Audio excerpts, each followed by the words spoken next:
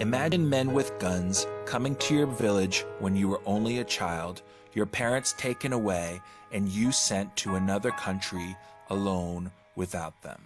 Imagine the government classifies your family as an illegal type of people and all your lands are confiscated. Imagine your language was outlawed and speaking it was severely punished by the police. Imagine one official state religion with priests sent to your village by the state to enforce a political ideology of hate. Imagine that priest forbids you from choosing your own child's name. Imagine the graves of your ancestors being destroyed, the ancient icons in your church removed or painted over. That is the true, untold history of Aegean and Macedonia. Those who encounter the naming dispute for the first time hardly know what to make of it. They can't understand why modern-day Athenians are so hateful towards Macedonia. They're told it has something to do with ancient history, but it doesn't make any sense. The reason it doesn't make sense is because it's not an international dispute. It's just framed like that on TV. This is a domestic dispute within Greece, like a family secret that everyone knows but isn't allowed to talk about. And yes, it is about history, but it's the history of the 20th century, not the history of ancient times.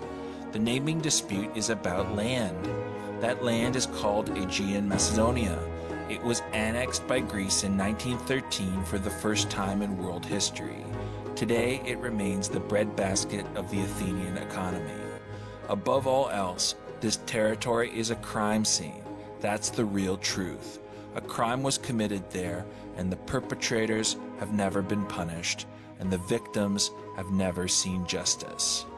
The naming dispute is about Athens hiding the evidence of the most heinous crime that Western people have never heard about. That crime is the brutal ethnic cleansing and cultural genocide of Aegean Macedonia, and the genocide continues today. Between 1918 and 1928, 805 towns and villages were renamed in Aegean Macedonia. In 1927, all Macedonian given names and surnames were Hellenized, so a Georgi had to become a Yorgos and a Popov had to become a Papadopoulos. By the 1930s, inscriptions on public buildings were changed to Greek while books and documents were burned. Many cemeteries were bulldozed, while in others, the tombstones were replaced. The Macedonians would live under a police state. If they dared to express unapproved thoughts or use an unapproved language, they were regularly beaten or imprisoned. Some were sent to concentration camps on islands like Makronisos, where they were sadistically tortured. By 1948, the Detsabegaltsi were taken away from their families and exiled. 44,000 helpless Macedonian children. Their citizenships were revoked, and many would never see their parents again. By the 1950s, Athens and NATO had decided that everyone would be Greek from now on. Even the words Macedonia and Macedonian were forbidden. It wasn't until 1988, when Greece could sense the fall of Yugoslavia, that Athens switched their strategy. For the first time, they allowed the name Macedonia instead of northern Greece.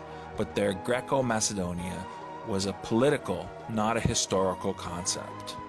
Modern Greece is a mix of peoples from very different ethnic backgrounds. Many of those claiming to be Greco-Macedonians actually originate in Albania or Turkey, and their great-grandparents spoke Albanian or Turkish.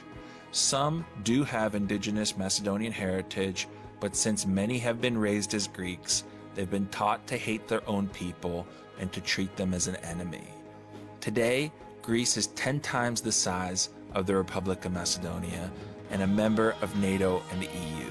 The Macedonian army has 8,000 active personnel, whereas the Greek army has 134,000. Even former Prime Minister Samaras admitted on national television that claims of a military threat from the north are just a charade. However, Greece does face a kind of danger, a danger from within. Greece is in danger of being consumed by its own greed its own corruption, its own xenophobia, its own fascist culture. The Greek economy is on the brink of bankruptcy, and its people have been trained from a young age to blame the other for all of their problems. If Greece ever recognized Macedonians, including those who live outside of Greece, they would need to recognize land claims as well. They would need to make reparations. They would need to build monuments to commemorate the atrocities that happened on that land. They would need to admit that their national ideology is a mythology. That's why the Republic of Macedonia must never change its national name, the Macedonia.